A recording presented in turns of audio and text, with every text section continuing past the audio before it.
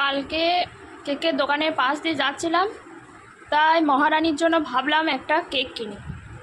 আমি যে কি ভুল করেছি কেকটা কিনে, এখন মহারানীকে যখন খেতে দিলাম তখন বুঝতে পারছি।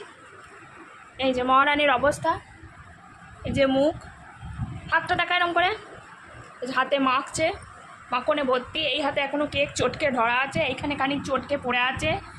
এই যে জামা, চুলেও খানিক লেগে আছে, মানে চুলে আগে মাথায় শ্যাম্পু করি, আবার চান করাতে হবে। এদিকে মেঘলা মেঘলা ওয়েদার, এখানে দাদারা সব লোভ দিচ্ছে, এখানে উনি এইভাবে কেক মাখছে। তা কেক মাখাটা কিন্তু ওনার কাছে একটা বিউটি টিপসের মধ্যে পড়ে আর কি। এরকম চটকে নিচ্ছে। খাওয়া কেকটা নষ্ট করছিস কেন?